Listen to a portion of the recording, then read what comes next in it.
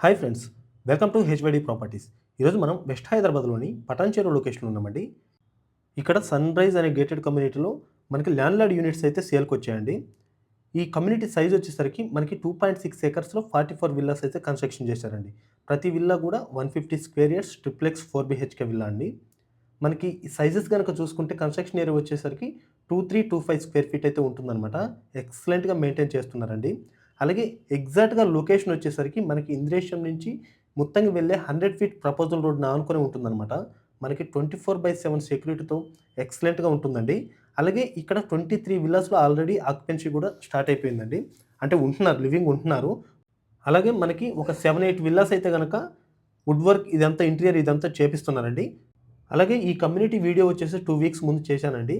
3 villas అయితే గనక close అయ్యాయన్నమాట. So, reasonable budget అంటే మనకి 1.7 సీఆర్ అయితే చెప్తున్నారండి. స్లైట్‌లీ పేమెంట్ ఆప్షన్ బట్టి నెగోషియబుల్ కూడా ఉంటుందన్నమాట. అలాగే ఈ ప్రాజెక్ట్ వచ్చేసరికి హెచ్ఎండే విత్ రేరా అండి.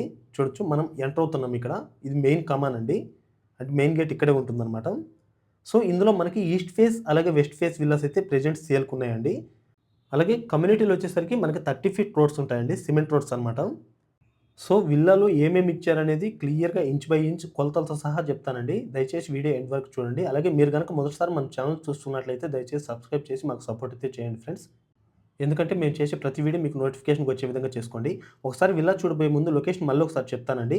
మనం ఓఆర్ఆర్ ఎగ్జిట్ నెంబర్ 3 నుంచి ఎగ్జాక్ట్‌గా 5 మినిట్స్‌లో అయితే ఇక్కడికి రావచ్చండి. అలాగే హైటెక్ సిటీ, గచ్చిబౌలి ఇటు జాబులు చేసుకున్న 30 మినిట్స్‌లో రీచ్ అయిపోవచ్చండి. అంటే ఓఆర్ఆర్ కనెక్టివిటీ తోటి. సో, ప్రెజెంట్ నేను చూపిస్తున్నదైతే గనక వెస్ట్ ఫేసింగ్ అండి. చూడొచ్చు. ఇదొచ్చేసరికి మనకి కార్ పార్కింగ్ ఏరియా అండి. మనకి సైడ్ టు సైడ్ 6 ఫీట్ అయితే ఉంటుందనమాట. విల్లాకి మధ్యలో గ్యాప్ వచ్చేసి. సో, ఈ కార్ పార్కింగ్ సైజ్ గనక చూసుకుంటే మనకి 18.10 ఇంటూ 11.11 అయితే ఉంటుందండి.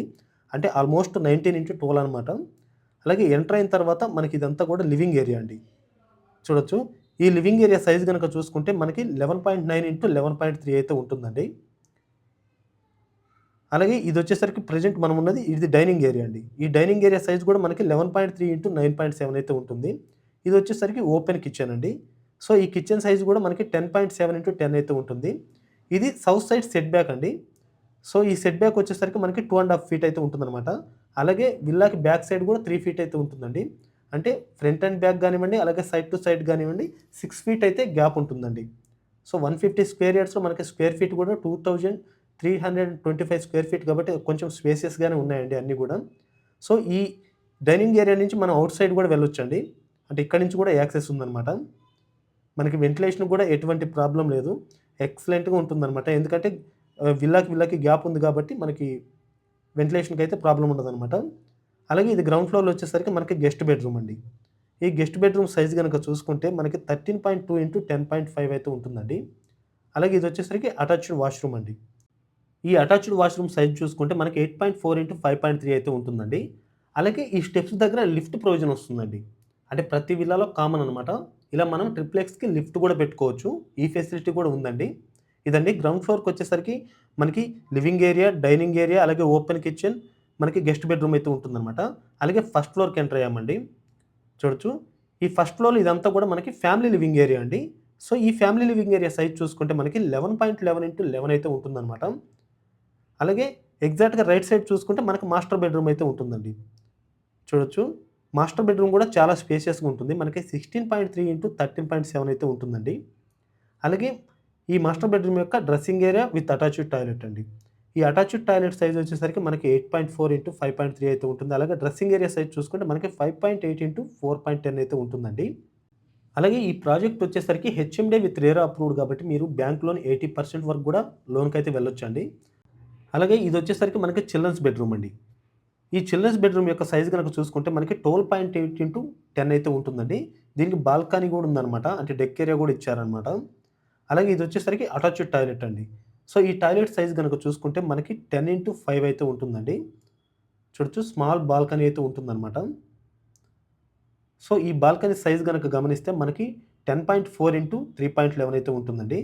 అలాగే ఈ చుట్టుపక్కల మీరు చూసుకుంటే ఇండిపెండెంట్ హౌసెస్ గూడా అంటే G+1 ఇలాంటి ఇండిపెండెంట్ హౌసెస్ గూడా మీకు 1.4, 1.3 ఈ రేంజ్‌లో అయితే చెప్తున్నారండి.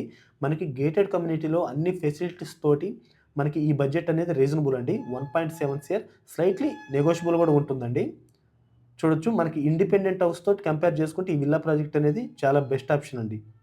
చూసారు కదండీ! ఫస్ట్ ఫ్లోర్‌లో వచ్చేసరికి మనకు 2 బెడ్‌రూమ్స్ అయితే ఉంటాయి. ఇది సెకండ్ ఫ్లోర్ అండి.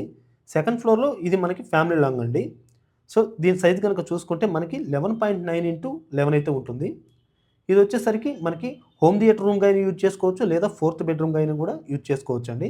ఎందుకంటే బిగ్ సైజ్ ఇచ్చారనమాట. 2 విధాలుగా యూజ్ అయ్యే విధంగా అయితే ఇచ్చారనమాట. సో, ఈ హోమ్ థియేటర్ రూమ్ సైజ్ గనక చూసుకుంటే మనకి 16.3 x 13.7 అయితే ఉంటుందండి.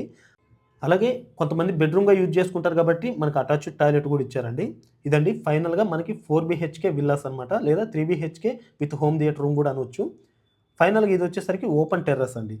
ఈ విల్లా గురించి మరిన్ని డీటెయిల్స్ కోసం మీకు స్క్రీన్ మీద కనిపిస్తున్న నంబర్‌కైతే కాల్ చేసి తెలుసుకోవచ్చండి. బాయ్ అండి. మరో వీడియోతో ముందుకొస్తాను. Thank you for all.